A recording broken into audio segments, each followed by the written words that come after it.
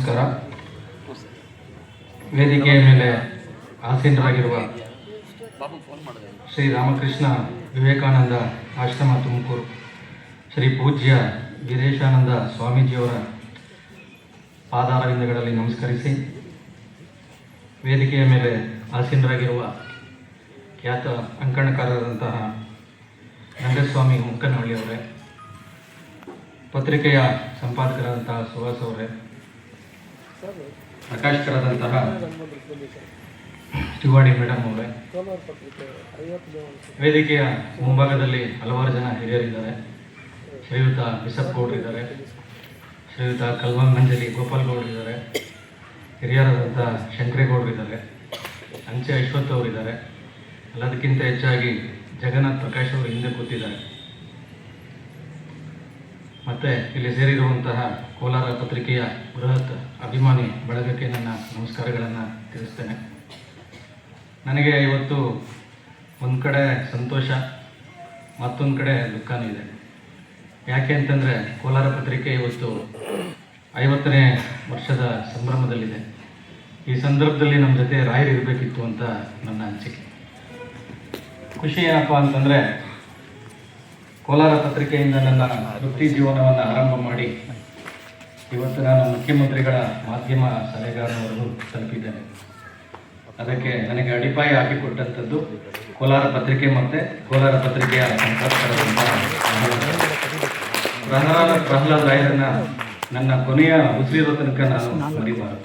ಯಾಕೆ ಅಂತಂದರೆ ಹತ್ತಿದ ಎಣಿಯನ್ನು ಯಾವತ್ತೂ ಒದಿಬಾರದು ಅಂತ ಹೇಳ್ತಾರೆ. 90ರ ದಶಕದಲ್ಲಿ ನಾನು ಆಗ್ತಾನೆ SLC ಪಾಸ್ ಆಗಿದ್ದೆ. ನಮ್ಮ ತಂದೆ ಹೇಳಿದ್ರು, SLC ಪಾಸ್ ಆದರೆ ನೀವು ಒಂದು ಸೈಕಲ್ ಕೊಡಿಸ್ತೀನಿ ಅಂತ. ಅಟ್ಲಾಸ್ ಸೈಕಲ್ ಕೊಡಿಸಿದ್ರು SLC ಪಾಸ್ ಆದ. ಆ ಸೈಕಲ್ ತುಳ್ಕೊಂಡು ಅಡ್ಡಾಡಬೇಕಾದ್ರೆ ನಮ್ಮ ನೆಂಟುಡುಗ ಸುಬ್ರಹ್ಮಣ್ಯ ಕೋಲಾರ ಪತ್ರಿಕೆಯಲ್ಲಿ ಪತ್ರಿಕೆ ಹಾಕ್ತಿದ್ದ. ಅವನು ಕರೆದ ನನಗೆ, ಹೆಂಗೋ ಸೈಕಲ್ ಬಂದಿದೆ ನಿನಗೆ, ಬಾ ಪತ್ರಿಕೆ ಹಾಕೋಣ ಅಂತ.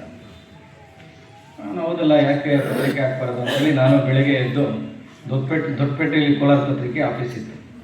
ಫಸ್ಟ್ ದಿನ ಆಫೀಸಿಗೆ ಕರ್ಕೊಂಡೋದ ನಮ್ಮ ಸುಬ್ರಹ್ಮಣ್ಯ. ರಾಯರು ತಲೆ ಬಗ್ಸ್ಕೊಂಡು ಏನೋ ಬರೀತಾ ಇತ್ತು. ಆಮೇಲೆ ಏನಪ್ಪ ಮಣಿ ಅಂತಂದು, ಸರಿ ಹುಡುಗ ನಾಳೆಯಿಂದ ನಮ್ಮ ನೆಂಟು ಹುಡುಗ ಪೇಪರ್ ಹಾಕಕ್ಕೆ ಬರ್ತಾನೆ ಅಂತಂದು. ಸೈಕಲ್ ಇದೆಯಾ ಯಾರು ಅಂತಂದು. ಸೈಕಲ್ ಇದೆ ಸರ್ ಅಂತಂದೆ. ಪೇಪರ್ ಹಾಕಕ್ಕೆ ಬರುತ್ತಾ ಅಂತಂದು. ಇಲ್ಲ ಸರ್ ಹೇಳ್ಕೊಡ್ತಾನೆ ಸುಬ್ರಹ್ಮಣ್ಯ, ಬರ್ತೀನಿ ಸರ್ ಅಂತಂದು. 100 ಪತ್ರಿಕೆ ಆಗ್ತಾಯಿದೆ. ದೊಡ್ಡಪೇಟೆಯಿಂದ ಸ್ಟಾರ್ಟ್ ಮಾಡಿ ಕ್ಲಾಕ್ ಟವರ್ವರೆಗೂ 100 ಪತ್ರಿಕೆ ಸೈಕಲಲ್ಲಿ. ನಮ್ಮ ಮಂಜಣ್ಣ ಇಲ್ಲೆಲ್ಲ ಇರಬೇಕು, ಲಾಯರ್. 90 ರೂಪಾಯಿ ಸಂಬಳ. ಮಂಜು ಕರೆದು 90 ರೂಪಾಯಿ ಸಂಬಳ ಕೊಡೋರು. ಅದನ್ನು ನಾನು ಇವತ್ತು ಬೆಂಗಳೂರಿಂದ ಬರ್ಬೇಕಾದ್ರೆ ನರಸಾಪುರದ ಎಂಟ್ರಾದ ತಕ್ಷಣ ಎಲ್ಲ ಜ್ಞಾಪಕ ಬಂತು. ಸೈಕಲ್ ಇಲ್ಲಿಂದ ಆರಂಭವಾಯಿತು ಜೀವನ, ಇಲ್ಲಿವರೆಗೂ ಬಂದಿದೆ ಅಂತ. ಇದಕ್ಕೆಲ್ಲ ಕಾರಣಕರ್ತರು ಪೂಜ್ಯರಾದಂಥ ಪ್ರಹ್ಲಾದ್ ರಾಯರು. ಕೋಲಾರ ಪತ್ರಿಕೆ ಅಂದರೆ ಅದೊಂಥರ ಯೂನಿವರ್ಸಿಟಿ ಇದ್ದಂಗೆ. ಆಮೇಲೆ ಪತ್ರಿಕೆಗೆ ಸ್ಟಾರ್ಟ್ ಮಾಡಿದೆ. ಅಲ್ಲಿಂದ ಒಂದು ಪ್ರಮೋಷನ್, ಚಿಕ್ಕ ಪ್ರಮೋಷನ್. ಏನು ಅಂತಂದರೆ ಪೇಪರ್ ಫೋಲ್ಡ್ ಮಾಡೋದು. ಸಂಬಳ ಕೂಡ ಒಂದು ಸ್ವಲ್ಪ ಜಾಸ್ತಿ, 200 ರೂಪಾಯಿ ಹೋಯ್ತು. ಅದಾದಮೇಲೆ ಕಾಲೇಜ್ ಓದ್ಬೇಕಾದ್ರೆ ರಜೆ ಇದ್ದಾಗ ಶನಿವಾರ ಭಾನುವಾರ ಕೋಲಾರ ಪತ್ರಿಕೆಗೆ ಹೋಗ್ತಿದ್ದೆ. ನಮ್ಮ ರಾಘಣ್ಣ ಇಲ್ಲೇ ಇರೋದು. ರಾಘಣ್ಣ ನಮ್ಮ ಮೇಷ್ಟ್ರು, ಸುದ್ದಿ ಹೆಂಗೆ ಬರೀಬೇಕು ಎಲ್ಲ ಹೇಳ್ಕೊಡೋದು. ನಮ್ಮ ಆವಿ ರಮೇಶ್ ಅವರು ಫೋಟೋಗ್ರಾಫರ್. ಅವಾಗ ಇನ್ನೂ ಬ್ಲ್ಯಾಕ್ ಕಲರ್ ಫೋಟೋಗೆ ಬ್ಲ್ಯಾಕ್. ರಾಯರು ವೈಟ್ ಪೇಪರ್ನ ಮಡಚಿ ಅದ್ರ ಮೇಲೆ ಗುಂಡಾಗಿ ಬರೆಯೋರು. ನನಗಿವತ್ತು ನಾನು ಫಸ್ಟ್ ಕಾರ್ಯಕ್ರಮ ಅಟೆಂಡ್ ಮಾಡಿದ ಜ್ಞಾಪಕ ಇದೆ. ಕೆಂಬೋಡಿ ಶಾಲೆಯಲ್ಲಿ ಒಂದು ಕಾರ್ಯಕ್ರಮ. ಅವತ್ತು ಮಿನಿಸ್ಟರ್ ಆದಂತಹ ರಂಗನಾಥ್ ಅವರು ಅನಿಸುತ್ತೆ, ಶಿಕ್ಷಣ ಇಲಾಖೆ, ಆ ಕಾರ್ಯಕ್ರಮಕ್ಕೆ ಬಂದಿದ್ದರು. ಕೋಲಾರ ಪತ್ರಿಕೆಯಲ್ಲಿ ಯಾರೂ ಇರಲಿಲ್ಲ ಅವತ್ತು, ರಿಪೋರ್ಟ್ರುಗಳೆಲ್ಲ ತುಂಬ ಬ್ಯುಸಿ ಇದ್ದರು. ರಾಘಣ್ಣ ನನಗೆ ಹೇಳಿದ್ರು, ಯಾಕೆ ಕೆಂಬೋಡಿಗೆ? ಆಯ್ತು ಹೋಗಿ ಬರ್ತೀನಿ ಅಂತಂದೆ. ಅವಾಗಿನ್ನೂ ನನಗೆ ಅಷ್ಟಾಗಿ ಬರೆಯೋದು ಬರವಣಿಗೆ ಎಲ್ಲ ಬರ್ತಿಲ್ಲ. ಬರೀತಿದ್ದೆ ಸ್ವಲ್ಪ, ಈ ಕವನ, ಆಮೇಲೆ ಇದು ಓದುಗರ ದೂರುಗಳು ಬರ್ತಿದ್ವು, ವಾಚಕರ ವಾಣಿಗೆ, ಆ ಥರದ್ದೆಲ್ಲ ಬರೀತಿದ್ದೆ. ರಾಘಣ್ಣ ಕಳಿಸಿದ್ರು ನನಗೆ. ಬಂದಮೇಲೆ ಬರೀ ಅಂತಂದು. ಬರೆದ ಮೇಲೆ ಅದೇನು ಅಷ್ಟಾಗಿ ಸರಿ ಹೋಗಲಿಲ್ಲ. ಆಮೇಲೆ ರಾಯರು ನನಗೆ ಹೇಳ್ಕೊಟ್ರು, ಯಾವ ಥರ ಸುದ್ದಿ ಬರೀಬೇಕು, ಯಾವ ಥರ ಫಸ್ಟ್ ಕಾರ್ಯ ಹೇಗಿರಬೇಕು, ಭಾಷಣ ಹೇಗಿರಬೇಕು, ಅದೆಲ್ಲವೂ ಹೇಳ್ಕೊಟ್ರು. ಅದ್ರ ಜೊತೆಗೆ ರಾಘಣ್ಣ ಅವಾಗವಾಗ ನಮಗೆಲ್ಲ ಪಾಠ ಮಾಡ್ತಾಯಿದ್ರು. ಹೀಗಾಗಿ ಒಂದು ವರದಿಗಾರನಾಗಿ ರೂಪುಗೊಳ್ಳುವಂಥ ಅವಕಾಶ ಕೋಲಾರ ಪತ್ರಿಕೆಯಲ್ಲಿ ನನಗೆ ಸಿಕ್ತು. ಇದರ ಮಧ್ಯೆ ಅಚ್ಚುಮಳೆ ಜೋಡಿಸೋದು. ಅವಾಗಿನ್ನೂ ಅಚ್ಚುಮಳೆ ಜೋಡಿಸ್ತಾ ಇದ್ದಂಥ ಕಾಲ, ಇನ್ನೂ ಆಫ್ಸೆಟ್ ಬಂದಿರಲಿಲ್ಲ. ಅಚ್ಚುಮಳೆ ಜೋಡಿಸ್ತಾ ಇದ್ವಿ. ಅದು ಮಳೆ ಜೋಡಿಸ್ಬಿಟ್ಟು ಎಲ್ಲ ಮುಗಿದ ಮೇಲೆ 1 ಲೀಟ್ರ್ ಸೀಮೆಣ್ಣೆ ಬೇಕಾಗಿತ್ತು ಕೈ ತೊಳೆಯೋದು. ಅದಾದಮೇಲೆ ಪ್ರಿಂಟಿಂಗು. ಒಬ್ಬರು ಪ್ರಿಂಟ್ರ್ ಇದ್ದರು ಕೆಳಗಡೆ, ಕೃಷ್ಣಪ್ಪ ಅಂತ, ಅವ್ರ ಹತ್ರ ಪ್ರಿಂಟಿಂಗು ಕೂಡ ಕಲ್ತ್ಕೊಂಡೆ ನಾನು. ಒಂದು ದಿವಸ ಏನಾಯಿತು, ಅವರು ಪ್ರಿಂಟಿಗೆ ಎಲ್ಲ ಲಾಕ್ ಮಾಡಿ ಹಾಕಿದ್ದಾರೆ, ಲಾಕ್ ಮಾಡೋದು ಮರೆದೋಗ್ಬಿಟ್ಟಿದ್ದಾರೆ. ಅದು ಫಳ್ಳ ಅಂತ ಆಚೆ ಬಂದ್ಬಿಡ್ತು. ಎಲ್ಲ ಅಕ್ಷರಗಳೆಲ್ಲ ಇಡೀ ಕೆಳಗಡೆ ಕಾಂಪ್ಲೆಕ್ಸ್ ತುಂಬ ಹರಡೋಗ್ತು. ಹೀಗಾಗಿ ಅವೆಲ್ಲ ಒಂದು ನೆನಪು. ಅವತ್ತು ನಾನು ಕೋಲಾರ ಪತ್ರಿಕೆಯಲ್ಲಿ ಬರವಣಿಗೆ ಸ್ಟಾರ್ಟ್ ಮಾಡ್ತಾ ಇದ್ದೆ. ಅಲ್ಲಿಂದ ನಾನು ಕೋಲಾರವಾಣಿಗೆ ಹೋಗ್ತಾ ಇರಲಿಲ್ಲ. ಅಲ್ಲಿಂದ ನಾನು 2000 ಇಸ್ವಿನಲ್ಲಿ ವಿಜಯ ಕರ್ನಾಟಕಕ್ಕೂ ಹೋಗ್ತಾ ಇರಲಿಲ್ಲ. ನಾನು ಹೇಳ್ದಂಗೆ ಕೋಲಾರ ಪತ್ರಿಕೆ ಒಂದು ಯೂನಿವರ್ಸಿಟಿ ಅಂತ ನಾನು ಮೊದಲೇ ಹೇಳಿದೆ. ವಿಜಯ ಕರ್ನಾಟಕ 2000 ಇಸ್ವಿನಲ್ಲಿ ನಾನು ಸೇರಿದಾಗ ನನಗೆ ಬರವಣಿಗೆ ಅಥವಾ ವರದಿಗಾರಕ್ಕೆ ಅಷ್ಟೊಂದು ಕಷ್ಟ ಅಂತ ನನಗೆ ಅನಿಸ್ಲೇ ಇಲ್ಲ. ಯಾಕೆ ಅಂತಂದರೆ ನಾನು ಇಲ್ಲಾಗಲೇ ಕಲ್ತಿದ್ದೆ. ನಾನು ಆವಾಗ ವಿಜಯ ಕರ್ನಾಟಕ ಸಂಪಾದಕರಾಗಿದ್ದಂಥವ್ರು ಈಶ್ವರ ದೈತೋಟವರು, ಅವರು ಕೂಡ ಒಂದು ಸತಿ ಹಿಂಗೆ ಕೋಲಾರಕ್ಕೆ ಬಂದಿದ್ದಾಗ ವಿಜಯ ಕರ್ನಾಟಕ ಆಫೀಸ್ಗೆ ಅವ್ರು ಕೇಳಿದ್ರು, ಬರ್ತೀರ ನೀವು ವಿಜಯ ಕರ್ನಾಟಕಕ್ಕೆ ಸೇರ್ತೀರಾ ಅಂತ. ಅದಾದಮೇಲೆ ನಾನು ಸೇರಿದೆ. ಇವತ್ತಿಗೆ 25 ವರ್ಷ ಆಯಿತು. ಫೆಬ್ರವರಿಗೆ ಬಂದರೆ ಬೆಂಗಳೂರಿಗೆ ನಾನು ಪದಾರ್ಪಣೆ ಮಾಡಿ 25 ವರ್ಷ ಆಯಿತು. ವಿಜಯ ಕರ್ನಾಟಕ ಆದಮೇಲೆ ಕನ್ನಡಪ್ರಭ ಸೇರಿದೆ. ಕನ್ನಡಪ್ರಭ ಆದಮೇಲೆ 2013ರಲ್ಲಿ ಮಾನ್ಯ ಮುಖ್ಯಮಂತ್ರಿಗಳ ಮಾಧ್ಯಮ ಸಲಹೆಗಾರನಾಗಿ ಸೇರಿಕೊಂಡೆ. ಅದಾದಮೇಲೆ ಅವರು ಪ್ರತಿಪಕ್ಷ ನಾಯಕರಾದರು. ಪ್ರತಿಪಕ್ಷ ನಾಯಕರಾದಾಗ ಹೇಳಿದ್ರು, ಅಧಿಕಾರ ಇಲ್ಲಪ್ಪ ಏನು ಮಾಡ್ತೀಯ ಅಂತಂದರು. ಈಗ ಇಲ್ಲಿ ಬಂದ್ಬಿಟ್ಟಿದ್ದೀನಿ, ಈಗ ಒಂದು ಮುಖ್ಯಮಂತ್ರಿಗಳ ಕಡೆ ಅಂದಮೇಲೆ ಒಂದು ಪಕ್ಷದ ಕಡೆ ಗುರುತಿಸ್ಕೊಂಡಂಗೆ ಈಗ ವಾಪಸ್ ಹೋದರೆ ಯಾವ ಮೀಡಿಯಾದವ್ರು ಸೇರಿಸ್ಕೋತಾರೆ, ಕಷ್ಟನ ಸುಖಾಲ ನಿಮ್ಮ ಜೊತೆ ಇರ್ತೀನಿ ಅಂತಂದೆ. 2023ರಲ್ಲಿ ಅವ್ರು ಮತ್ತೆ ಮುಖ್ಯಮಂತ್ರಿ ಆದರು. ಮುಖ್ಯಮಂತ್ರಿ ಆದಮೇಲೆ ಮಾಧ್ಯಮ ಸಲಹೆಗಾರನ ಮಾಡಿ ನನಗೆ ಕ್ಯಾಬಿನೆಟ್ ರ್ಯಾಂಕ್ ಕೂಡ ಕೊಟ್ಟರು. ಯಾಕೆ ಅಂತಂದರೆ ಹಂತವಾಗಿ ನಾನು ಯಾವತ್ತೂ ಕೂಡ ಲಿಫ್ಟ್ ಮೂಲಕ ಮೇಲೆ ಹೋದವನಲ್ಲ. ಒಂದೊಂದು ಮೆಟ್ಲೆ ಹತ್ಕೊಂಡು ಮೇಲೆ ಹೋದವನು. ಒಂದೊಂದು ಮೆಟ್ಲು ಹತ್ತುವಾಗಲೂ ಕೂಡ ನನಗೆ ಒಬ್ಬೊಬ್ಬರು ಕೈ ಹಿಡಿದು ನಡೆಸೋದು. ಈ ಕಾರಣಕ್ಕೋಸ್ಕರ ನಾನು ಇವತ್ತು ಮಾನ್ಯ ಮುಖ್ಯಮಂತ್ರಿಗಳ ಮಾಧ್ಯಮ ಸಲಹೆಗಾರನಾಗಿ ನಿಮ್ಮ ಮುಂದೆ ನಿಂತಿದ್ದೇನೆ. ಎಲ್ಲದಕ್ಕೂ ಕೂಡ ನಿಮ್ಮಂತಹ ಗುರು ಹಿರಿಯರ ಆಶೀರ್ವಾದ ಅಂತ ನಾನು ಈ ಸಂದರ್ಭ ಹೇಳೋಕ್ಕೆ ಬಯಸ್ತೇನೆ. ಸುಹಾಸ್ ಅವರು ನಾನು ಭೇಟಿ ಮಾಡಿ ಈ ಥರ ಕೋಲಾರ ಪತ್ರಿಕೆಗೆ 50 ವರ್ಷ ಆಗ್ತಾಯಿದೆ, ಒಂದು ಕಾರ್ಯಕ್ರಮ ಮಾಡಬೇಕು ಅಂತ ಹೇಳಿದ್ರು. ನಾನು ಹೇಳಿದೆ, ಒಂದು ಕಾರ್ಯಕ್ರಮ ಮಾಡಿ ಮುಗಿಸೋವಂಥದ್ದಲ್ಲಪ್ಪ ಕೋಲಾರ ಪತ್ರಿಕೆ 50 ವರ್ಷ ಅಂತಂದರೆ ಜನರ ನೆನಪಿನಲ್ಲಿ, ಓದುಗರನ್ನ ನೆನಪಿನಲ್ಲಿ ಇಟ್ಕೊಳ್ಳುವಂತಹ ಒಂದು 2-3 ಕಾರ್ಯಕ್ರಮಗಳು ಆಗಬೇಕಾಗತ್ತೆ ಅಂತೇಳಿ ನಾವು ಇಬ್ಬರು ಕೂತ್ಕೊಂಡು ಒಂದು 2-3 ಕಾರ್ಯಕ್ರಮಗಳನ್ನು ಡಿಸೈನ್ ಮಾಡಿದ್ವಿ. ಅದರ ಪ್ರಕಾರ ಸುಹಾಸ್ ಅವರು ಇವತ್ತು ಒಂದು ಒಳ್ಳೆಯ ಕಾರ್ಯಕ್ರಮವನ್ನು ಆಯೋಜನೆ ಮಾಡಿದ್ದಾರೆ. ನಾವು ಕೋಲಾರ ಪತ್ರಿಕೆಯಲ್ಲಿದ್ದಾಗ ಸುಹಾಸು ಮತ್ತು ನರೇನೆಲ್ಲ ಸಣ್ಣ ಸಣ್ಣ ಹುಡುಗರು. ನಾವು ಹೊಸ ಬಿಲ್ಡಿಂಗ್ ಕಟ್ಟಿದ್ರು ಗೌರಿಪೇಟೆಯಲ್ಲಿ ರಾಯರು.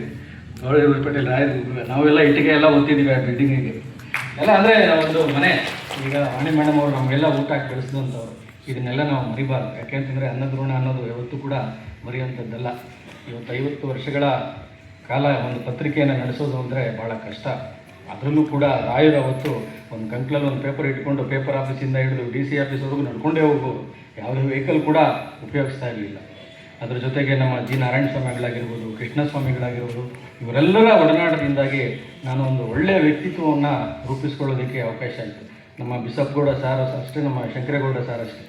ಎಲ್ಲರೂ ಕೂಡ ಸಂಜೆ ಆದರೆ ಕೋಲಾರ ಪತ್ರಿಕೆ ಆಫೀಸಿಗೆ ಬಂದು ಚಕ್ಲಿ, ಕೋಡಬಳೆ, ನಿಪ್ಪಟ್ಟು ಎಲ್ಲ ತಿಂದ್ಕೊಂಡು ಹಲವಾರು ವಿದ್ಯಮಾನಗಳ ಬಗ್ಗೆ ಚರ್ಚೆ ಮಾಡ್ತಾರೆ.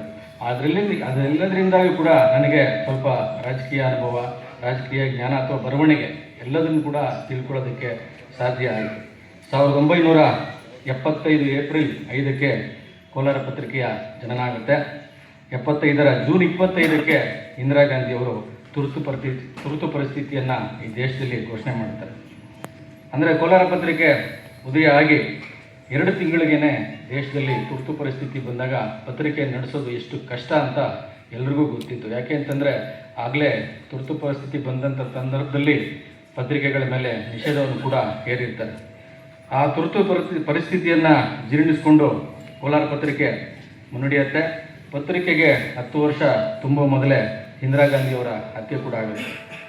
1984ರಲ್ಲಿ ಅಕ್ಟೋಬರ್ 31 ಇಂದಿರಾ ಗಾಂಧಿಯವರು ಹತ್ಯೆಯಾದಂಥ ದಿನ. ಅವತ್ತೇ ಕೋಲಾರ ಪತ್ರಿಕೆ ಇಂದಿರಾ ಗಾಂಧಿಯವರ ಬಗ್ಗೆ ಒಂದು ವಿಶೇಷವಾದಂತಹ ಸಂಚಿಕೆಯನ್ನು ಹೊರತರುತ್ತೆ.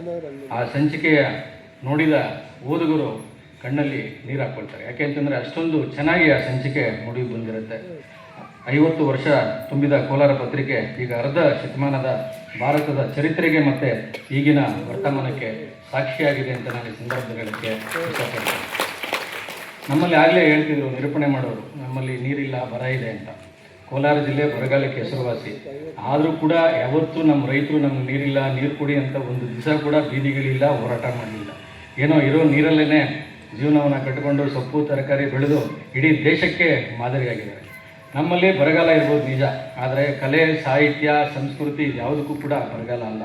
ಅದರಲ್ಲೂ ಕೂಡ IAS officers, IPS officers, IAS officers, KAS ಜೊತೆಗೆ ಹೆಸರಾಂತ ನ್ಯಾಯಾಧೀಶರುಗಳು, ನ್ಯಾಯಮೂರ್ತಿಗಳು ಸುಪ್ರೀಂ ಕೋರ್ಟ್ವರೆಗೆ ಹೋಗಿರೋದನ್ನು ನಾವು ನೋಡಿದ್ದೀವಿ.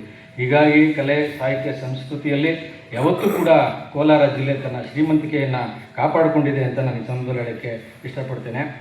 ನಾನು ಮೊದಲೇ ಹೇಳಿದಂಗೆ ಒಬ್ಬ ಪತ್ರಿಕೆ ಹಂಚ್ತಾ ಇದ್ದಂಥ ಒಬ್ಬ ಹುಡುಗ ಇವತ್ತು ಪತ್ರಿಕೆಯ 50ನೇ ವರ್ಷದ ವಿಶೇಷ ಸಂಚಿಕೆಯನ್ನು ಬಿಡುಗಡೆ ಮಾಡುವಂಥ ಅವಕಾಶ ಪಡ್ಕೊಂಡಿದ್ದೇನೆ ಅಂತಂದರೆ ಇದು ನನ್ನ ಜೀವನದ ಅತ್ಯಂತ ಸ್ಮರಣೀಯ ಘಟನೆ ಅಂತೇಳಿ ನಾನು ಈ ಸಂದರ್ಭದಲ್ಲಿ ಹೇಳೋಕ್ಕೆ ಇಷ್ಟಪಡ್ತೇನೆ.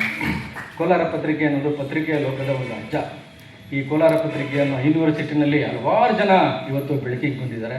ಇಲ್ಲಿ ಬರೆದಂಥವರು ರಾಜ್ಯ ಮಟ್ಟದ ಪತ್ರಿಕೆಗಳಲ್ಲಿ, ರಾಷ್ಟ್ರ ಮಟ್ಟದ ಪತ್ರಿಕೆಗಳಲ್ಲಿ ಕೆಲಸ ಮಾಡೋದನ್ನು ಕೂಡ ನಾನು ನೋಡಿದ್ದೇನೆ. ನನ್ನ ಹಾಗೆ ಅದೆಷ್ಟೋ ಹುಡುಗರು ಒಳ್ಳೆಯ ಪತ್ರಕರ್ತರಾಗಿ ರಾಜ್ಯ ಮಟ್ಟದಲ್ಲಿ ಇವತ್ತು ಕೂಡ ಹೆಸರನ್ನು ಮಾಡಿದ್ದಾರೆ. ಸುದರ್ಶನ್ ಅವರು ಈ ವಿಶೇಷ ಸಂಚಿಕೆಗೆ ಒಂದು ಲೇಖನವನ್ನು ಬರೆದಿದ್ದಾರೆ. ಅದರಲ್ಲಿ ಕೋಲಾರ ಪತ್ರಿಕೆ ಒಂದು ಟ್ರೈನಿಂಗ್ ಸೆಂಟರ್ ಆಗಿತ್ತು, ಹೊಸ ಹೊಸ ಪತ್ರಕರ್ತರನ್ನು ರೂಪಿಸುವ ಕಾರ್ಖಾನೆ ಅಂತ ಅವರು ಅದರಲ್ಲಿ ಹೇಳಿದ್ದಾರೆ. ನಿಜ, ಇವತ್ತು ನಾವು ಮಾಧ್ಯಮ ಯಾವ ಕಡೆ ಹೋಗ್ತಾ ಇದ್ದೀವಿ, ಮೀಡಿಯಾ ಯಾವ ಕಡೆ ಹೋಗ್ತಾ ಇದೆ ಅನ್ನೋದನ್ನು ನಾವು ನೋಡ್ತಾ ಇದ್ದೀವಿ. ನಾವೆಲ್ಲ ಅವತ್ತು ಇಲ್ಲಿ ಹುಟ್ಟೂರಿನಲ್ಲಿ ನಿಂತು ಕಲಿತಿದ್ದರ ಪರಿಣಾಮವಾಗಿ ಇವತ್ತು ನಾವು ರಾಜ್ಯ ಮಟ್ಟದ ಬೆಂಗಳೂರಿನಲ್ಲಿ ಗುರುತಿಸ್ಕೊಳ್ಳೋಕ್ಕೆ ಸಾಧ್ಯವಾಯಿತು. ಇವತ್ತು ಬರ್ತಾ ಇರೋಂಥ ಹೊಸ ಪೀಳಿಗೆಯ ಪತ್ರಕರ್ತರನ್ನ ನಾವು ನೀವು ಎಲ್ಲ ಗಮನಿಸ್ತಾ ಇದ್ದೀವಿ. ಇವತ್ತು ಅಚ್ಚುಮಳೆ ಕಾಲದಿಂದ ಇವತ್ತು ನಾವು ಆರ್ಟಿಫಿಷಿಯಲ್ ಇಂಟೆಲಿಜೆನ್ಸ್ ತನಕ ಬಂದಿದೆ. ಪ್ರಿಂಟ್ ಮೀಡಿಯಾ, ಎಲೆಕ್ಟ್ರಾನಿಕ್ ಮೀಡಿಯಾ ಜೊತೆಗೆ ಇವತ್ತು ಸೋಷಿಯಲ್ ಮೀಡಿಯಾ ಬಂದಿದೆ. ಹೀಗಾಗಿ ಎಲ್ಲೋ ಒಂದು ಕಡೆ ಮುದ್ರಣ ಮಾಧ್ಯಮ ತನ್ನ ನೆಲೆಯನ್ನು ಕಳೆದುಕೊಂಡು ಬಿಡ್ತೇನೋ ಅನ್ನುವಂಥ ಒಂದು ಆತಂಕ ಇತ್ತು. ಆದರೆ ಸೋಷಿಯಲ್ ಮೀಡಿಯಾ ಭರಾಟೆನಲ್ಲಿ ನಮ್ಮ ಆರ್ಟಿಫಿಷಿಯಲ್ ಇಂಟೆಲಿಜೆನ್ಸ್ ಯುಗದಲ್ಲೂ ಕೂಡ ಇವತ್ತು ಮುದ್ರಣ ಮಾಧ್ಯಮ ತನ್ನದೇ ಆದಂಥ ಛಾಪನ್ನು ಉಳಿಸ್ಕೊಂಡಿದೆ ಅಂತಂದರೆ ಅದಕ್ಕೆ ತಮ್ಮಂಥ ಅಸಂಖ್ಯಾತ ಓದುಗರು ಕಾರಣ ಅಂತ ನಾನು ಈ ಸಂದರ್ಭದಲ್ಲಿ ಹೇಳೋಕ್ಕೆ ಇಷ್ಟಪಡ್ತೇನೆ. ಜೊತೆಗೆ ಕೋಲಾರ ಪತ್ರಿಕೆಯನ್ನು 50 ವರ್ಷಗಳಿಂದ ಮುನ್ನಡೆಸ್ತಾ ಇರುವಂತಹ ಸಂಪಾದಕರಿಗೆ ಮತ್ತು ಎಲ್ಲದಕ್ಕೂ ಕೂಡ ಆಶೀರ್ವಾದ ಮಾಡಿರುವ ಎಲ್ಲ ಓದುಗರ ಒಂದಕ್ಕೆ, ಅಭಿಮಾನಿ ವರ್ಗಕ್ಕೆ ನಾನು ಈ ಸಂದರ್ಭದಲ್ಲಿ ವಿಶೇಷವಾದಂತಹ ಧನ್ಯವಾದಗಳನ್ನು ಸಲ್ಲಿಸೋದಕ್ಕೆ ಇಷ್ಟಪಡ್ತೇನೆ. ಕೋಲಾರ ಪತ್ರಿಕೆಯ ಗರಡಿ ಮನೆಯಲ್ಲಿ ಅಕ್ಷರ ಸಾಕ್ಷಾತ್ಕಾರ ಪಡೆದವರು ಎಲ್ಲ ರಾಜ್ಯ ಮಟ್ಟದ ಪತ್ರಿಕೆಗಳಲ್ಲಿ ಈಗಾಗಲೇ ಕೆಲಸವನ್ನು ಮಾಡ್ತಾ ಇದ್ದಾರೆ. ನನ್ನ ಕೆಲಸದ ಒತ್ತಡದ ನಡುವೆ ಕೆಲವೊಂದು ಲೇಖನಗಳನ್ನು ನಾನು ನೋಡಿದೆ ಈ ವಿಶೇಷ ಸಂಚಿಕೆಯಲ್ಲಿ. ಅದರಲ್ಲಿ ಗಮನಿಸಿದ ಹಾಗೆ ನಮ್ಮ ಸುಹಾಸ್ ಅವರು ಇಡೀ ತಂಡದ ವಿಶಾಲ ದೃಷ್ಟಿಕೋನ ಅದರಲ್ಲಿ ಅಳವಡಿಸಿದ್ದಾರೆ ಆ ಪುಸ್ತಕದಲ್ಲಿ. ಇದು ನನಗೆ ಅತ್ಯಂತ ಹೆಮ್ಮೆ ಅನ್ನಿಸ್ತು. ಹಿಂದೆ ಇಟ್ಟಂಥ ಹೆಜ್ಜೆಯನ್ನು ಅರಿಯದವರು ಮುಂದೆ ಇಟ್ಟಂಥ ಹೆಜ್ಜೆಯನ್ನು ಅರಿಯೋದಿಲ್ಲ ಅನ್ನೋದು ಒಂದು ಮಾತಿದೆ. ಅದೇ ರೀತಿ ಈ ಅವಿಭಜಿತ ಕೋಲಾರ ಜಿಲ್ಲೆಯ ಅರ್ಧ ಶತಮಾನದ ನಡೆಯನ್ನು ಇವತ್ತಿನ ವರ್ತಮಾನದ ಓದುಗರಿಗೆ ದಾಟಿಸುವಂಥ ಒಂದು ಅದ್ಭುತವಾದಂಥ ಪ್ರಯತ್ನವನ್ನು ನಮ್ಮ ಸುಹಾಸ್ ಮತ್ತು ಅವರ ತಂಡ ಈ ಸಂದರ್ಭದಲ್ಲಿ ಮಾಡಿದೆ ಅಂತ ನಾನು ಈ ಸಂದರ್ಭದಲ್ಲಿ ಹೇಳೋಕ್ಕೆ ಇಷ್ಟಪಡ್ತೇನೆ. ಉದಾಹರಣೆಗೆ ಹೇಳೋದಾದರೆ ಈ ಕೋಲಾರ ಜಿಲ್ಲೆಯ ಪ್ರಾಚೀನ ಶಿಲಾ ಸಮಾಧಿಗಳ ಬಗ್ಗೆ ನಮ್ಮ ಪಿ ಚಂದ್ರಪ್ರಕಾಶ್ ಅವರು, ನಮ್ಮ ವ್ಯಂಗ್ಯಚಿತ್ರ ರಚನಾಕಾರರು, ಅವರ ತಮ್ಮ ಲೇಖನಿಯಲ್ಲಿ ಈ ಕಲ್ಲು ಗಣಿಗಾರಿಕೆಯಿಂದಾಗಿ ಟೇಕಲ್, ತಲಗುಂದ ಮತ್ತು ದನಮಟ್ನಹಳ್ಳಿ, ಕೆಂದಟ್ಟಿ, ಗರುಡನಹಳ್ಳಿ ಅಲ್ಲಿದ್ದಂತಹ ಶಿಲಾ ಸಮಾಧಿಗಳು ನಾಶ ಆಗಿದೆ ಅನ್ನೋದನ್ನು ತಮ್ಮ ಲೇಖನದಲ್ಲಿ ಉಲ್ಲೇಖವನ್ನು ಮಾಡಿದ್ದಾರೆ. ಅಂದರೆ ಗಣಿಗಾರಿಕೆಯಿಂದಾಗಿ ಎಷ್ಟೊಂದು ನಮ್ಮ ಶಾಸನಗಳು ಹಾಳಾಗಿದೆ ಅನ್ನೋದನ್ನು ಅವರು ಮನಮುಟ್ಟುವಂತೆ ತಮ್ಮ ಲೇಖನದಲ್ಲಿ ಅದನ್ನು ವಿವರಿಸಿದ್ದಾರೆ. ಜೊತೆಗೆ ವಿಜ್ಞಾನದ ಬಗ್ಗೆ ಮೊದಲ ಅಂಕಣ ಆರಂಭಿಸಿದ ಶ್ರೇಯಸ್ ಕೂಡ ಕೋಲಾರ ಪತ್ರಿಕೆಗೆ ಸಲ್ಲುತ್ತದೆ ಅಂತೇಳಿ ನಾನು ಈ ಸಂದರ್ಭದಲ್ಲಿ ಹೇಳೋಕ್ಕೆ ಇಷ್ಟಪಡ್ತೇನೆ. ಇದರ ಜೊತೆಗೆ ಲೇಖನಗಳು ಅಂತಂದರೆ ಬರೀ ವಿಜ್ಞಾನ ಒಂದೇ ಅಲ್ಲ, ಈ ಕಾನೂನಿನ ತಿಳುವಳಿಕೆ ಸೇರಿದಂತೆ ನಿತ್ಯ ಬದುಕಲ್ಲಿ ನಡೆಯುವಂಥ ಎಲ್ಲ ಘಟನೆಗಳ ಬಗ್ಗೆಯೂ ಕೂಡ ಅರ್ಥಪೂರ್ಣವಾಗಿ ಅಂಕಣಗಳನ್ನು ಬರೆಯುವ ಮೂಲಕ ಪ್ರಹ್ಲಾದ್ ರಾಯರು ಆಗ ಅವಿಭಜಿತ ಕೋಲಾರ ಜಿಲ್ಲೆಯ ವಿವೇಕವನ್ನು ನಿರಂತರವಾಗಿ ವಿಸ್ತಾರ ಮಾಡ್ತಾ ಬಂದರು. ಯಾಕೆಂತಂದರೆ ಬೆಳಗ್ಗೆ ಎದ್ದ ತಕ್ಷಣ ಕೋಲಾರ ಪತ್ರಿಕೆ ನೋಡದೇ ಇದ್ದರೆ ಸಮಾಧಾನವೇ ಇಲ್ಲ ಅನ್ನುವಂತಹ ಮಟ್ಟಿಗೆ ಓದುಗರನ್ನು ಅವರು ಅಂದಿನ ದಿನಗಳಲ್ಲಿ ಕೊಂಡೊಯ್ದಿದ್ದರು. ಅವರ ಈ ಸಾರ್ಥಕ ಕೆಲಸವನ್ನು ಇವತ್ತು ಸುಹಾಸ್ ಅವರು ಮುಂದುವರಿಸ್ಕೊಂಡು ಬಂದಿದ್ದಾರೆ. ಅವರ ಕೆಲಸ ಇದೇ ರೀತಿ ಮುನ್ನಡೀಲಿ ಅಂತೇಳಿ ನಿಮ್ಮೆಲ್ಲರ ಆಶೀರ್ವಾದ ಅವರು ಇರಲಿ ಅಂತೇಳಿ ನಾನು ಕನ್ನಡದಲ್ಲಿ ಮನವಿಯನ್ನು ಮಾಡ್ತೇನೆ. ಅದೇ ರೀತಿ ವಿಶೇಷ ಸಂಚಿಕೆಯಲ್ಲಿ ಕೋಲಾರದ ಇತಿಹಾಸ, ಶಾಸನಗಳು, ಮಣ್ಣಿನ ಗುಣ, ಪ್ರಾಕೃತಿಕ ಸೊಬಗು, ರಾಜಕಾರಣ, ಸಂಸ್ಕೃತಿ ಮತ್ತು ಆರ್ಥಿಕತೆಯ ಪ್ರಗತಿಯನ್ನು ಕೂಡ ದಾಖಲು ಮಾಡಿದ್ದಾರೆ. ವಿಶೇಷ ಸಂಚಿಕೆ ಅಂತಂದರೆ ಸಾಮಾನ್ಯವಾಗಿ ಅಡ್ವರ್ಟೈಸ್ಮೆಂಟ್ಗೋಸ್ಕರ ಮಾಡೋದನ್ನು ನಾವು ನೋಡಿದ್ದೇವೆ. ಯಾಕೆಂದರೆ ನನ್ನ ಹತ್ರ ಸುಮಾರು ಜನ ಸಂಪಾದಕರು ಬರ್ತಾ ಇರ್ತಾರೆ. ನಾವೊಂದು ವಿಶೇಷ ಸಂಚಿಕೆ ಮಾಡ್ತಾ ಇದ್ದೀವಿ, ಸರ್ಕಾರದ ಕಡೆಯಿಂದ, ವಾರ್ತಾ ಇಲಾಖೆ ಕಡೆಯಿಂದ ಜಾಹೀರಾತು ಕೊಡಿ ಅಂತೇಳಿ ಮನವಿಗಳನ್ನು ಕೊಡ್ತಾನೆ ಇದ್ದಾರೆ. ಆದರೆ ಸುಹಾಸ್ ಅವರ ತಂಡ ಹೊರತಂದಿರುವಂತಹ ಸಂಚಿಕೆ, ವಿಶೇಷ ಸಂಚಿಕೆ, ಅದು ಜಾಹೀರಾತಿಗೋಸ್ಕರ ಮಾಡಿದ್ದಲ್ಲ, ಅದು ಓದುಗರಿಗೆ ತಲುಪಿಸಬೇಕು, ಹಲವಾರು ವಿಚಾರಗಳನ್ನು ಓದುಗರಿಗೆ ಮುಟ್ಟಿಸಬೇಕು ಅನ್ನೋ ಪ್ರಯತ್ನದ ಮೂಲಕ ಅವರು ವಿಶೇಷ ಸಂಚಿಕೆಯನ್ನು ಮಾಡಿದ್ದಾರೆ ಅಂತ ನಾನು ಸಂದರ್ಭ ಹೇಳೋಕ್ಕೆ ಇಷ್ಟಪಡ್ತೇನೆ. ಈ ವಾರ್ಷಿಕೋತ್ಸವದ ಸಂದರ್ಭದಲ್ಲಿ ಹೊರತಂದಿರುವ ಶೃಂಗ ವಿಶೇಷ ಸಂಚಿಕೆಯಿಂದ ಹಿಡಿದು ಇವತ್ತಿನ ಸುವರ್ಣ ಸಂಭ್ರಮದವರೆಗೂ ಇಡೀ ಸಂಚಿಕೆಗಳು ಅದ್ಭುತವಾಗಿದೆ ಮತ್ತು ಎಲ್ಲರೂ ಕೂಡ ಅದನ್ನು ಸಂಗ್ರಹ ಮಾಡಿಟ್ಕೊಳ್ಳೋದಕ್ಕೆ ಯೋಗ್ಯವಾಗಿದೆ. ನಮ್ಮ ಜಿಲ್ಲೆ ಕೋಲಾರ ಅಂತಂದರೆ ಇಲ್ಲಿ ತಮಿಳು ಮತ್ತು ತೆಲುಗು ಮಾತನಾಡೋರು ಜಾಸ್ತಿನೇ ಇದ್ದಾರೆ. ಈಗ ಸ್ಟಾರ್ಟಿಂಗಲ್ಲಿ ಗುರುಗಳು ಕೂಡ ಮಾತಾಡುವಾಗ ತೆಲುಗು ಬರುತ್ತಾ ಅಂತ ಕೇಳಿದ್ರು. ಕೋಲಾರ ಅಂದಮೇಲೆ ತೆಲುಗು ಇಲ್ಲಿ ಕಾಮನ್ನು. ಹೀಗಾಗಿ ನಮ್ಮ ಜಿಲ್ಲೆಯಲ್ಲಿ ಕನ್ನಡದ ನೆಲ, ಜಲ, ಭಾಷೆ, ಸಂಸ್ಕೃತಿಯನ್ನು ಕಟ್ಟುವ ಕನಸು ಮತ್ತು ಕಾಳೆ ಜೊತೆಗೆ ಹುಟ್ಟುಕೊಂಡಂತಹ ಕೋಲಾರ ಪತ್ರಿಕೆ ತನ್ನ ಕನಸನ್ನು ಈಗ ನನಸು ಮಾಡಿಕೊಂಡಿದೆ. ಎಲ್ಲರ ಜನರ ಕಾಳಜಿಯನ್ನು ಕೂಡ ಸಾಕಾರಗೊಳಿಸಿಕೊಂಡಿದೆ ಅನ್ನುವಂತಹ ಒಂದು ಧನ್ಯತಾ ಭಾವ ನನ್ನನ್ನು ಇವತ್ತು ಕಾಡ್ತಾ ಇದೆ. ಹೀಗಾಗಿ ಓದುಗರ ಅಭಿಪ್ರಾಯಗಳಿಗೆ ತಕ್ಕಂತೆ, ಅವರ ಆಶಯಗಳಿಗೆ ತಕ್ಕಂತೆ ಪತ್ರಿಕೆಯನ್ನು ನಮ್ಮ ಸುಹಾಸ್ ಮತ್ತು ಅವರ ತಂಡ ಮುನ್ನಡೆಸ್ಕೊಂಡು ಹೋಗ್ತಾ ಇದೆ. ಇದೇ ರೀತಿ ಕೋಲಾರ ಪತ್ರಿಕೆ 50 ವರ್ಷ ಅಲ್ಲ 100 ವರ್ಷದ ಆಚರಣೆಯನ್ನು ಕೂಡ ಮಾಡಬೇಕು ಅಂತ ನಾನು ಈ ಸಂದರ್ಭದಲ್ಲಿ ಹಾರೈಸ್ತೇನೆ. ಅದಕ್ಕೆ ಎಲ್ಲ ಓದುಗರು ಮತ್ತು ಅಭಿಮಾನಿಗಳು ಬೆಂಗಾವಲಾಗಿ ನಿಲ್ತಾರೆ ಅನ್ನುವಂಥ ಕೂಡ ನನ್ನ ಒಂದು ಅನಿಸಿಕೆ ಇದೆ. ಇವತ್ತು ಪತ್ರಿಕೋದ್ಯಮ ಒಂದು ದಿಕ್ಕಿನ ಕಡೆ ಹೋಗ್ತಾ ಇದೆ. ಯಾವ ದಿಕ್ಕಿನ ಕಡೆ ಹೋಗ್ತಾ ಇತ್ತೋ ಆ ದಿಕ್ಕನ್ನು ಬಿಟ್ಟು ಮತ್ತೊಂದು ದಿಕ್ಕಿನ ಕಡೆಗೆ ಹೋಗ್ತಾ ಇರೋದನ್ನು ನಾವು ನೀವು ಎಲ್ಲರೂ ಕೂಡ ನೋಡ್ತಾ ಇದ್ದೀವಿ. ಯಾಕೆ ಅಂತಂದರೆ ಸ್ವಾತಂತ್ರ್ಯ ಪೂರ್ವದಲ್ಲಿ ಪತ್ರಿಕೋದ್ಯಮ ಅನ್ನೋಂಥದ್ದು ಯಾವ ರೀತಿ ಇತ್ತು, ಅವತ್ತೇನಿದ್ರು ಕೂಡ ಅಭಿವೃದ್ಧಿ ಪತ್ರಿಕೋದ್ಯಮ ಅನ್ನೋದು ಹೈಲೈಟ್ ಆಗ್ತಾ ಇತ್ತು. ಅಂದರೆ ಸ್ವಾತಂತ್ರ್ಯ ಬಂದ ಮೇಲೆ ನಮ್ಮ ದೇಶದಲ್ಲಿ ಯಾವ ರೀತಿ ಅಭಿವೃದ್ಧಿ ಕಾರ್ಯಕ್ರಮಗಳು ನಡೀಬೇಕು, ಯಾವ ರೀತಿಯ ಯೋಜನೆಗಳನ್ನು ಜಾರಿಗೆ ತರಬೇಕು ಅನ್ನೋ ವಿಚಾರದಲ್ಲಿ ಪ್ರಯತ್ನಗಳು ನಡೀತಾ ಇತ್ತು. ಅದಾದಮೇಲೆ ಪತ್ರಿಕೋದ್ಯಮ ಅನ್ನೋದು ಒಂದೊಂದೇ ಹೆಜ್ಜೆಗಳನ್ನು ಇಡ್ತಾ ಇವತ್ತು ಸಂಪೂರ್ಣವಾಗಿ ಬದಲಾಗಿರೋದನ್ನು ನಾವು ನೋಡ್ತಾ ಇದ್ದೀವಿ. ಇವತ್ತು ನೀವು ಯಾವುದೇ ಪತ್ರಿಕೆ ಇರ್ಬೋದು, ಟಿ ವಿ ಚಾನಲ್ಗಳಿರ್ಬೋದು, ಅದರಲ್ಲಿ ಅಭಿವೃದ್ಧಿ ಪತ್ರಿಕೋದ್ಯಮ ಇರ್ಬೋದು, ತನಿಖಾ ಪತ್ರಿಕೋದ್ಯಮ ಇರ್ಬೋದು, ಇದು ಯಾವುದಕ್ಕೂ ಕೂಡ ಜಾಗನೇ ಇಲ್ಲದಂಥ ಸನ್ನಿವೇಶ ಸೃಷ್ಟಿಯಾಗಿದೆ. ಮಾನವೀಯ ಮೌಲ್ಯದ ವರದಿಗಳು ಇದನ್ನು ಹೆಚ್ಚಾಗಿ ಬರೀಬೇಕು ಅಂತ ಅವತ್ತಿನ ದಿನಗಳಲ್ಲೇ ಪ್ರಹ್ಲಾದರು ನಮಗೆಲ್ಲ ಹೇಳ್ಕೊಡ್ತಾ ಇದ್ರು. ಇವತ್ತು ಹ್ಯೂಮನ್ ಆಂಗಲ್ ಸ್ಟೋರೀಸು ನೀವು ಯಾವ ಮೀಡಿಯಾದಲ್ಲಿ ಕೂಡ ಕಾಣೋಂಥದ್ದನ್ನು ನೀವು ಸಾಧ್ಯನೇ ಇಲ್ಲ. ಹೀಗಾಗಿ ಇವತ್ತೇನಿದ್ರು ಕೂಡ ಮೀಡಿಯಾ ಅಂತಂದರೆ ಬರೀ ರಾಜಕೀಯ, ಸಿನಿಮಾ ಮತ್ತು ಅಪರಾಧ ಈ 3ಕ್ಕೆ ಸೀಮಿತ ಆಗಿರೋದನ್ನು ನಾವು ನೀವೆಲ್ಲರೂ ಕೂಡ ನೋಡ್ತಾ ಇದ್ದೀವಿ. ಇವತ್ತು ಕಾರ್ಪೊರೇಟ್ ಕಂಪ್ನಿಗಳ ಕೈಗೆ ಇವತ್ತು ಮಾಧ್ಯಮಗಳು ಹೊರಟೋಗಿದ್ದಾವೆ. ಹೀಗಾಗಿ ನಮ್ಮ ಜನಪರವಾದಂಥ ಕಾಳಜಿಯುಳ್ಳಂಥ ಸುದ್ದಿಗಳನ್ನ ನಾವು ಕಣ್ಣಿಟ್ಟು ಹುಡುಕಿದ್ರು ಕೂಡ ಸಿಗೋದಿಲ್ಲ ಅಂತ ಸನ್ನಿವೇಶ ನಿರ್ಮಾಣ ಆಗಿದೆ. ಅದರಲ್ಲೂ ಹೆಚ್ಚಾಗಿ ಹೊಸ ಪೀಳಿಗೆಯ ಪತ್ರಕರ್ತರು ಏನು ಬರ್ತಾ ಇದ್ದಾರೆ ಅವರು ಕೂಡ ಅಧ್ಯಯನ ಅನ್ನೋದನ್ನು ಮರೆತೇ ಹೋಗಿದ್ದಾರೆ. ಇವತ್ತು ಸ್ಟೇಟ್ಮೆಂಟ್ ಓರಿಯೆಂಟೆಡ್ ಜರ್ನಲಿಸಮ್ ಇದು ಹೊಸದಾಗಿ ಸ್ಟಾರ್ಟ್ ಆಗಿದೆ. ಅಂತಂದರೆ ಯಾರಾದರೂ ಸಿಗಲಿ ಸ್ಟೇಟ್ಮೆಂಟ್, ಅವ್ರು ಈ ಥರ ಹೇಳಿದ್ದಾರೆ, ಇದಕ್ಕೆ ನಿಮ್ಮ ಪ್ರತಿಕ್ರಿಯೆ ಏನು? ಮುಖ್ಯಮಂತ್ರಿಗಳು ಸಿಕ್ಕಿದ್ರೆ ಅಪೋಸಿಷನ್ ಲೀಡರ್ ಈ ಥರ ಹೇಳಿದ್ದಾರೆ, ಇದಕ್ಕೆ ನಿಮ್ಮ ಪ್ರತಿಕ್ರಿಯೆ ಏನು? ಇವ್ರು ಪ್ರತಿಕ್ರಿಯೆ ಕೊಟ್ಟಮೇಲೆ ಮತ್ತೆ ಅಪೋಸಿಷನ್ ಲೀಡರ್ ಹತ್ರ ಹೋಗಿ CM ಈ ಥರ ಹೇಳಿದ್ದಾರೆ, ಇದಕ್ಕೆ ನಿಮ್ಮ ಪ್ರತಿಕ್ರಿಯೆ ಏನು? ಹೀಗಾಗಿ ಪತ್ರಿಕೆಗಳಲ್ಲಿ ಬರೀ ಸ್ಟೇಟ್ಮೆಂಟ್ಗಳು ಬಿಟ್ಟರೆ ಬೇರೆ ಯಾವುದೇ ವಿಚಾರಗಳು ಪ್ರಸ್ತಾಪ ಆಗೋದು ತುಂಬ ಕಡಿಮೆ. ಇದೆಲ್ಲದಕ್ಕಿಂತ ಮಧ್ಯೆ ಏನಪ್ಪ ಅಂತಂದರೆ, ಈಗ ನಮ್ಮ ರಂಗಸ್ವಾಮಿ ಅಂತ ಅಂಕಣಕಾರರು ಅಂಥವ್ರಿಗೆ ಇವತ್ತು ಪತ್ರಿಕೆಗಳ ರಾಜ್ಯ ಮಟ್ಟದ ಪತ್ರಿಕೆಗಳಲ್ಲಿ ಜಾಗ ಇದೆ. ಈ ಅಂಕಣಗಳು ಇವತ್ತು ಓದುಗರನ್ನು ತಲುಪ್ತಾ ಇದ್ದಾವೆ. ಅದೊಂದು ನಾವು ಮೆಚ್ಚಬೇಕು. ಇಲ್ಲ ಅಂತಂದರೆ ಅಂಕಣಗಳಿಗೂ ಕೂಡ ಜಾಗ ಇಲ್ಲದಂತಹ ಪರಿಸ್ಥಿತಿ ಮುಂದಿನ ದಿನಗಳಲ್ಲಿ ಕೂಡ ಬರ್ಬೋದು. ಇನ್ನು ಟಿ ವಿಗಳಲ್ಲಂತೂ ಅದು ನಾನು ಒಬ್ಬ ಪತ್ರಕರ್ತನಾಗಿ ಹೇಳಬಾರ್ದು. ಇವತ್ತು ಟಿ ವಿಗಳು ಯಾವ ಮಟ್ಟಕ್ಕೆ ಹೋಗಿದ್ದಾವೆ ಅನ್ನೋದನ್ನು ನಾವು ನೀವು ಎಲ್ಲ ನೋಡಿದ್ದೇವೆ. ಇವತ್ತೆಲ್ಲ ಬ್ರೇಕಿಂಗ್ ನ್ಯೂಸ್ಗಳ ಭರಾಟೆ, ಸ್ಫೋಟಕ ಹೆಂಗಿರುತ್ತೆ ಅಂದರೆ ಟಿ ವಿನೇ ಹೊಡೆದೋಗ್ಬೇಕೇನೋ ಆ ಥರ ಸ್ಫೋಟಕ ಸುದ್ದಿಗಳನ್ನು ಪ್ರಸಾರ ಆಗ್ತಾರೆ. ಹೀಗಾಗಿ ಇದೆಲ್ಲ ಅವಾಂತರಗಳ ಮಧ್ಯೆ ಕೋಲಾರ ಪತ್ರಿಕೆ ತನ್ನದೇ ಆದಂಥ ವಿಶಿಷ್ಟ ಛಾಪನ್ನು ಕೋಲಾರ ಜಿಲ್ಲೆಯಲ್ಲಿ ಮೂಡಿಸಿದೆ. ಓದುಗರ ಹಿತವನ್ನು ಕಾಯುವ ಕೆಲಸವನ್ನು, ಜೊತೆಗೆ ಓದುಗರಿಗೆ ಏನು ಬೇಕು ಅನ್ನೋದನ್ನು ಅರ್ಥಕೊಂಡು ಪತ್ರಿಕೆಯನ್ನು ನಡೆಸುವಂಥ ಕೆಲಸವನ್ನು ಮಾಡ್ತಾ ಇದೆ. ಹೀಗಾಗಿ ಕೋಲಾರ ಪತ್ರಿಕೆಯ ಎಲ್ಲ ಬಳಗಕ್ಕೆ ಈ ಸಂದರ್ಭದಲ್ಲಿ ನಾನು ವಿಶೇಷವಾದಂತಹ ಕೃತಜ್ಞತೆಯನ್ನು ಸಲ್ಲಿಸಿ ನಾನು ಮಾತು ಮುಗಿಸ್ತೇನೆ. ಅದೇ ರೀತಿ ಈ ಕಾರ್ಯಕ್ರಮಕ್ಕೆ ನನ್ನನ್ನು ಬರಮಾಡಿಕೊಂಡು ವಿಶೇಷ ಸಂಚಿಕೆಯನ್ನು ಬಿಡುಗಡೆ ಮಾಡೋದಕ್ಕೆ ಅವಕಾಶ ಕೊಟ್ಟಂತಹ ಸುಹಾಸ್ ಅವರಿಗೂ ಮತ್ತು ಅಣೆ ಮೇಡಮ್ ಅವ್ರಿಗೂ ಎಲ್ಲರಿಗೂ ಕೂಡ ನಾನು ಧನ್ಯವಾದಗಳನ್ನು ತಿಳಿಸಿ ನಾನು ಮಾತು ಮುಗಿಸ್ತೇನೆ. ನಮಸ್ಕಾರ.